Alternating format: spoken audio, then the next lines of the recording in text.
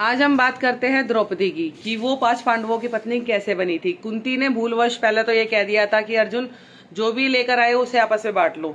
इस वक्त में वचन का पालन करने के लिए द्रौपदी को 5 पांडवों से विवाह करना पड़ा था। और द्रौपदी के 5 पतियों के साथ विवाह करने के पीछे एक और कथा है कि द्रौपदी ने पिछले जन्म में भगवान शिव से एक वरदान मांगा था, जिसके कारण उसे 5 पति मिले थे। उसने 5 ऐसी ऐसी भयंकर खूबियां बताई थी कि उसके पति में ये खूबियां होनी चाहिए, जिसकी वजह से भगवान शिव ने भी ये कहा कि भैया एक इंसान में तो ये 5 खूबियां नहीं मिल सकती हैं, लेकिन उसी वो पिछले जन्म के ही वरदान को पूरा करने के लिए इस जन्म में द्रौपदी की शादी 5 पांडवों से हुई है, क्योंकि वो सारी 5 खूबियां इन 5 पांडवों में एक एक करके थी। अब पहले तो जानते हैं स्वयंवर। द्रौपदी का स्वयंवर आयोजित किया गया था, जिसमें अर्जुन ने मछली की आंख पर निशाना लगाकर जीता था। फिर दूसरा था कुंती का वचन। जब अर्जुन द्रौपदी को लेकर घर आए थे तो कुंती ने बिना देखे बोल दिया कि बेटा जो लाए हो आपस से बांट लो। इस वजह से वो 5 पांडवों की पत्नी बन गई। और पांडवों का विवाह, पांडवों ने अपनी माता का वचन निभाने के लिए द्रौपदी से विवाह करा था, क्योंकि माता ने जैसा कहा था वैसा करना था।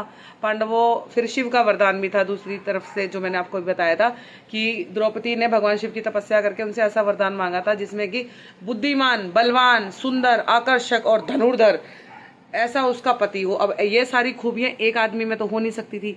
इस वजह से शिव जी ने उन्हें वरदान दिया था कि उन्हें 5 पति मिलेंगे। अब द्रौपदी का नाम पांचाली क्यों हुआ?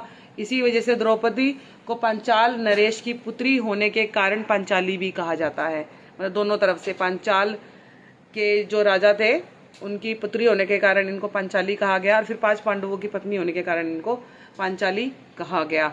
और इनके जन्म से भी ये कहानी जुड़ी हुई है कि जो इनके पिता थे ना, उनको राजा द्रोण से बदला लेना था। हाँ, राजा द्रोण से बदला लेना था, जिसके कारण ये पुत्री हुई थी कि भाई इसका जो पति होगा वो राजा द्रोण का वध करेगा, द्रोणाचार्य का। तो ये काफ़ी डिटेल में है ये कहानियाँ, बट अभी तो हम द्रौपदी जी के विवाह के बारे में बात करेंगे कि उनका विवाह इस कारण से पांडवों से हुआ था। और पिछले जन्म की भी कहानियाँ जुड़ी हुई हैं इससे, कि उन्होंने शिवजी जी से वरदान मांगा था कि उन्हें ऐसा पति चाहिए जिसमें कि बुद्धि वाला भी हो, बलवान भी हो, सुंदर भी हो, आकर्षक भी हो और धनुर्धर भी हो। जैसे कि युधिष्ठिर जो थे वो बुद्धिमान थे, भीम थे जो बलवान थे, और सुंदर सहदेव, और आकर्षक नकुल, और धनुर्धर तो सबसे बड़े अर्जुन जी। तो इस वजह से उनकी शादी 5 पांडवों से हुई थी। जय श्री राम, राधे राधे।